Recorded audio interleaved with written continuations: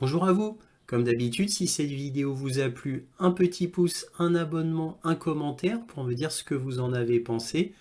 Éventuellement un petit don, lien dans la description, cela me permet de publier régulièrement. Merci à tous de votre soutien à cette chaîne. Pour les youtubeurs qui me regardent, n'oubliez pas de vérifier vos abonnements car YouTube a tendance à désabonner mes abonnés et cela arrive malheureusement régulièrement. Merci à tous de votre vigilance.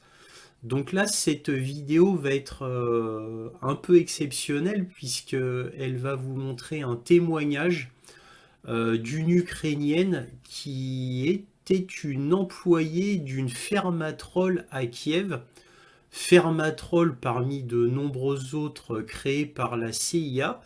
Donc elle a décidé de faire un acte de rédemption et de porter son témoignage au public. En plus, elle a donné quelques photos pour prouver tout cela, ainsi que des documents au journal américain The Intel Drop, c'est-à-dire la goutte d'intelligence ou la goutte d'information, comme vous voulez. Donc c'est extrêmement intéressant, c'est extrêmement courageux de sa part. Ah oui, parce que quand même, il faut un sacré courage. Donc elle faisait partie du cabinet de Zelensky. Et encore une fois, elle était parmi bien d'autres employés qui faisaient cela, c'est-à-dire à travailler dans des fermatrolles à Kiev. Alors vous allez me dire, mais à quoi servaient ou à quoi servent plutôt ces fermatrolles? Bah là, présentement, ces fermatrolles qui ont été créés par la CIA servent à influencer l'élection de Biden-Trump 2024.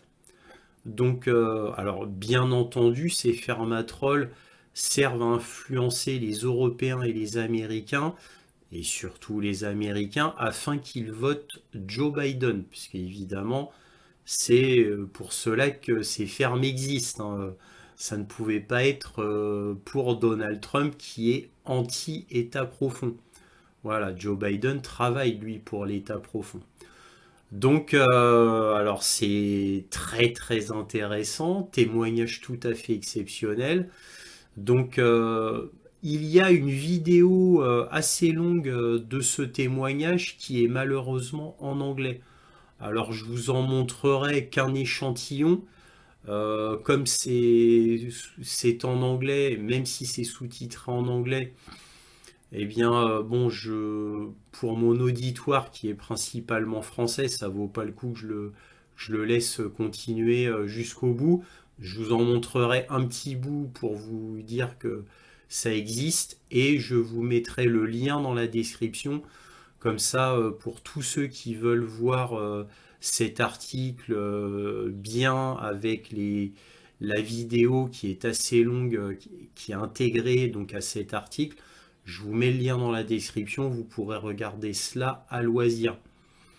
Donc il n'y aura pas de conclusion à cette vidéo, donc je vous donne immédiatement mon analyse avant de passer à cet article que l'on va regarder bien entendu ensemble. Donc mon analyse, c'est que vous voyez l'état de panique de l'état profond qui en est à créer des fermatrolles à Kiev. Alors vous allez me dire, mais pourquoi pas aux États-Unis? Bah parce que c'est beaucoup plus facile de le faire à Kiev vu que c'est un État sans foi ni loi, avec un gouvernement qui obéit à la CIA justement, qui est aux ordres, donc qui est un esclave total des États-Unis. Donc c'est beaucoup plus facile de faire exactement ce que l'on veut en Ukraine plutôt qu'aux États-Unis, où c'est quand même infiniment plus surveillé. Alors, et bien sûr, il y a des centaines de fermatrolles aux États-Unis, mais c'est beaucoup plus délicat d'en créer, surtout des grosses, parce qu'il y a toujours la peur d'une fuite, qui est beaucoup plus facile aux États-Unis qu'en Ukraine. Donc là, cela était possible. On l'a su grâce à une employée donc, qui a trahi ses employeurs. Donc c'est un fait rarissime parce que, encore une fois, cette femme est d'un très grand courage. Très grand courage. Donc, et en plus en Ukraine, imaginez-vous. Donc je suppose qu'elle a pris ses dispositions, mais quand même, ça demande un très très grand courage et c'était à souligner. Bref, donc ma conclusion, c'est que là, ils sont tellement en panique que Donald Trump puisse être élu, puisque tout porte à croire qu'il va être élu et que Joe Biden va perdre. Alors pourquoi on le sait? Bah, à cause des sondages aux États-Unis qui sont catastrophiques pour Joe Biden, même si les sondages que l'on donne officiellement aux États-Unis sont truqués, donc ils sont très bas alors qu'ils sont truqués, donc imaginez-vous le problème que c'est pour le gouvernement américain concernant la réélection. Donc Joe Biden, l'état profond qui est derrière lui, pour être plus exact, parce que lui, il est incapable de prendre des décisions, bien évidemment, mais bon, l'état profond en panique, là, tente le tout pour le tout, et en espérant qu'ils ne tenteront pas un geste désespéré en Ukraine qui nous mènera vers une troisième guerre mondiale. Espérons-le. Là, ça reste à un petit niveau. Espérons qu'ils ne se sentent pas si désespérés qu'ils fassent un geste désespéré, justement, qui soit catastrophique, pour ne pas dire apocalyptique. Bref, on n'en est pas encore là. Et je vais arrêter donc cette présentation et cette conclusion. On va maintenant passer immédiatement à l'article. Alors voici l'article de Intel Drop. Bon, ne faites pas attention à la traduction qui est ridicule. Alors là, vous voyez donc des photos. Donc là, par exemple, vous voyez le bureau d'une des fermatrolles où travaillait cette femme, les documents qu'elle a fournis. Et là, vous voyez sur le mur, vous voyez une tête de Trump et on tire des fléchettes dessus, quoi. Donc là, vous voyez Zelensky en super-héros, etc., etc. Bon, et encore une fois, je le rappelle, les documents qu'elle a fournis à Intel Drop. Donc là, que lit-on en titre? On nous a dit de tout faire pour empêcher Donald Trump de gagner les élections. Fuite de l'usine à trolls ukrainienne par Intel Drop le 22 avril 2024. Alors, élection 2024. La CIA exploite des fermes de trolls à Kiev pour influencer les électeurs américains. Un ancien employé de l'une des usines de trolls de Kiev appartenant au chef du bureau de Zelensky, Andrei Yermak, a expliqué comment l'ingérence dans les prochaines élections américaines se déroule en Ukraine avec l'aide de la CIA. Selon la source, le but de cette ingérence est d'assurer la victoire de Biden sur Trump. Un ancien employé a montré une vidéo prise dans une usine à trolls ainsi que plusieurs photos, des directives et une liste de comptes que les trolls utilisent pour influencer les électeurs américains. Donc la liste des comptes, c'est ça. Voilà. Les élections américaines semblent être l'un des principaux sujets de préoccupation des employés d'une usine de trolls à Kiev, située à la station de métro Pochtova Plochcha, rue Talivska 12. Donc ce n'est pas la seule usine de trolls située à Kiev, mais c'est celle où travaille une jeune femme nommée Olesia Mochan, avant de décider de révéler ce qui se passait derrière les portes closes. Donc là, vous voyez cette fameuse vidéo dont je vous parlais. On va pas la regarder entièrement. Alors évidemment, si vous connaissez l'anglais, je vous enjoins à la regarder. Encore une fois, le lien est dans la description. Vous aurez l'article en anglais, en original, bien sûr. Je vous montre 2 secondes juste pour prouver que c'est bien là.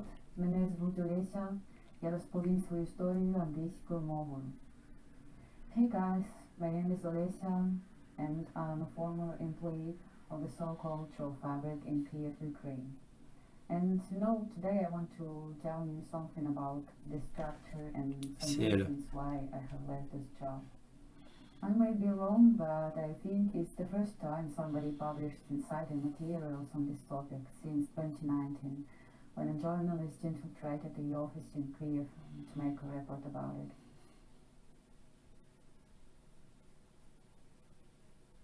And back then I did realize that it was a troll fabric, but I told myself it's okay because I always supported President Zelensky and I still do. And yes, at first. Voilà, bon, je pense que ça suffit. Selon l'ancienne employée, elle a commencé sa carrière il y a plusieurs années en écrivant des commentaires en langue ukrainienne pour soutenir le président ukrainien Volodymyr Zelensky. Cela reflétait ses opinions personnelles, puisqu'elle était et reste une partisane de l'actuel président ukrainien. Donc ça, c'est important à dire, hein. Alors, de plus amples informations sur le travail des trolls ukrainiens pendant la campagne électorale de Zelensky peuvent être trouvées dans le reportage d'un journaliste de Slizva Info. Alors, Slizva Info, c'est un lien utilisable, hein. Vous pouvez voir ce lien qui vous mène à un reportage. Voici le reportage. Alors, je vous ai montré cette image donc, qui s'appelle Inside a Ukrainian Troll Farm, c'est-à-dire à l'intérieur d'une ferme à trolls ukrainienne. Et pourquoi j'insiste sur ce lien, c'est que comme c'est une vidéo YouTube, vous avez la possibilité de mettre la traduction en français. Donc je vous enjoins à voir ce reportage qui dure 52 minutes, qui vous dit tout et qui vous montre vraiment l'intérieur d'une ferme à trolls ukrainienne.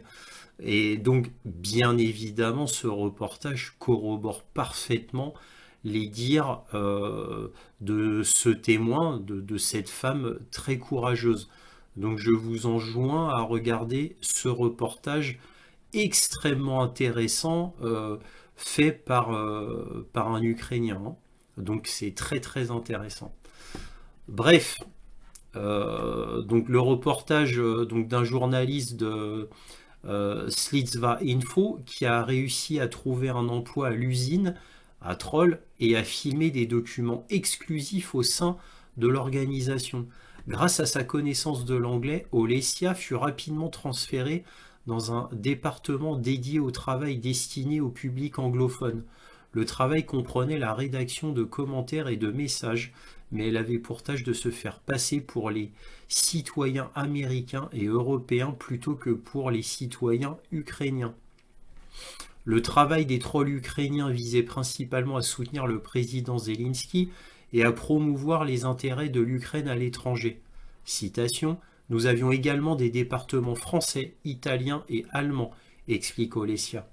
Fin 2023, l'usine a reçu la visite du chef du bureau de Zelensky, Andriy Yermak, accompagné d'une délégation américaine. Intéressant, hein. Selon l'ancien employé, il savait qu'Andriy Yermak était le chef de l'organisation, mais il ne s'était jamais personnellement rendu dans le bureau auparavant. Lors de l'Assemblée générale, les salariés ont été informés que leur responsabilité incluait désormais la préparation des prochaines élections américaines. On nous a dit de faire tout ce que nous pouvions pour empêcher Donald Trump de gagner, se souvient Olesia. Les invités américains, qui, selon les collègues d'Olesia, étaient des représentants de la CIA, ont organisé plusieurs conférences pour les employés afin qu'ils puissent mieux comprendre la politique américaine et les particularités de la société américaine. Comme l'avait déjà rapporté le New York Times, les représentants de la CIA sont présents depuis longtemps en Ukraine. N'oublions pas que le New York Times avait révélé qu'il y avait 12 bases de la CIA en Ukraine et pas très très loin de la ligne de front, dans le sens côté est de l'Ukraine. Entre autres, les opérations d'information en ligne visant à discréditer le gouvernement russe. Donc vous voyez, cette ferme à trolls faisait plusieurs choses, hein. Les employés ont également reçu de nouveaux manuels contenant des lignes directrices pour soutenir Biden et critiquer Trump sur les réseaux sociaux. Désormais, selon Olesia, chaque employé devait publier chaque jour au moins 3 à 5 publications critiquant Trump et soutenant Biden, en plus du nombre habituel de messages et de commentaires. 1. Contrairement à Trump, Biden est un homme politique intelligent et expérimenté. c'est à mourir de rire. Rien que la personne qui publie ça, déjà, on sait que c'est un troll. 2. Contrairement à Trump, Biden ne trahira jamais ses partenaires de l'OTAN. Trump aliénera nos partenaires. Bon, en tous les cas, il n'a jamais prouvé ce genre de velléité. Hein. Euh, ah oui, alors, ça, pourquoi ça? C'est parce que dans les médias occidentaux, on vous a dit que Trump quitterait l'OTAN. C'est-à-dire les États-Unis quitteraient l'OTAN. Bon, des journalistes ont interviewé Trump et Trump a dit que bien évidemment il ne quitterait pas l'OTAN et que s'il avait fait cette menace, c'était simplement pour que les Européens investissent plus dans leur défense uniquement. Donc le but a été atteint et Trump a bien souligné qu'il ne partirait pas de l'OTAN, bien évidemment. 3. Biden n'abandonnera pas l'Ukraine. Alors ça c'est vrai par contre. Biden protégera la démocratie, ça c'est à mourir de rire. Tandis que Trump sera la marionnette de Poutine. Ça aussi c'est à mourir de rire. Trump, une personnalité pareille, il est la marionnette de personne. C'est pour ça qu'il a eu l'unique courage d'être contre l'État profond. Donc attention, hein, ça ne veut pas dire que Trump est un bon président. Non, Trump est très mauvais. Trump est un très mauvais président américain. Mais par contre, il a l'avantage de vouloir vraiment se battre contre la pédocriminalité et contre l'État profond. Donc ça, c'est quelque chose de très exceptionnel. Et donc évidemment, il est l'ennemi de l'État profond. Bref, Trump, c'est quelqu'un qui a une forte personnalité, il ne peut pas être la marionnette de Poutine. Voilà. Par contre, la démocratie en Ukraine, mais c'est une vaste blague. L'Ukraine n'est pas une démocratie, mais une tyrannie, et une tyrannie bien pire que la Corée du Nord, j'ai envie de vous dire, puisque déjà c'est un pays qui se drape de la démocratie alors qu'il n'en est rien, puisqu'il n'y a même pas d'élection. Hein. Je vous rappelle qu'il devait y avoir une élection pour élire un autre président ou réélire Zelensky, et Zelensky a dit que non, il n'y aurait pas d'élection. Donc à partir de là, c'est plus une démocratie. Aussi, je vous rappelle qu'il n'y a qu'un seul canal d'information en Ukraine et que si vous dites publiquement autre chose que la propagande d'État, le SBU vient vous chercher et éventuellement vous pouvez disparaître. Si vous êtes un petit peu trop, on va dire, connu ou public. Hein, n'oublions pas ce qui est arrivé au journaliste américain Gonzalo Lira, qui est mort par la torture à Kiev et par le SBU. Et il en est mort malgré qu'il y ait énormément de journalistes dans le monde qui avaient protesté publiquement, incluant à l'ONU, comme quoi lui, Gonzalo Lira, était dans les geôles ukrainiennes. Et bien malgré qu'il y a eu cet appel d'autres journalistes dans le monde, il est mort de torture en Ukraine. Voilà. Et on l'a su grâce à des proches. Voilà, on l'a su. Des proches qui habitent en Ukraine. Et Gonzalo Lira était marié avec une Ukrainienne, avait 2 enfants. Pour info comme ça. Hein. Bref, à ce stade, Olesia a décidé de quitter l'organisation car l'ingérence dans la politique d'un autre pays était contraire à son idéologie. Une chose est d'œuvrer pour le meilleur intérêt de mon pays, mais s'immiscer dans la politique américaine en est une toute autre. Elle a également publié une liste partielle des comptes tenus par les employés de son département. Les comptes, principalement sur le réseau social X, comprennent à la fois de faux comptes prétendant résider aux États-Unis et en Europe et des comptes NAFO qui ne cachent pas qu'ils sont engagés dans une propagande pro-ukrainienne. De plus, Olesia a joint plusieurs photos prises au bureau. L'une des photos, par exemple, montre un jeu de fléchettes sur lequel est attachée une photo de Donald Trump. Le témoignage d'Olesia Movchan indique qu'au lieu d'organiser ses propres élections, la présidence de l'Ukraine s'ingère dans l'élection présidentielle américaine de 2024. Il semble que cette ingérence soit supervisée par nul autre que les services de renseignement américains dans le but clair d'empêcher Donald Trump de remporter les élections.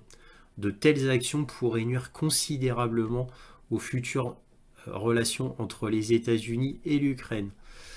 Bon ben voilà, donc là je vous ai tout dit concernant cette affaire qui est extrêmement intéressante. Donc écoutez, je vous enjoins à voir le lien dans la description et ainsi que l'autre lien qui est inséré dans cet article. Donc celui-là qui vous permet de voir un grand reportage de 52 minutes au sein des fermatrolles ukrainiennes. Voilà, ce sera tout. Si cette vidéo vous a plu, un petit pouce, un abonnement, un commentaire, c'est très important pour moi. Éventuellement un petit don, lien dans la description. Et toujours, soyez curieux.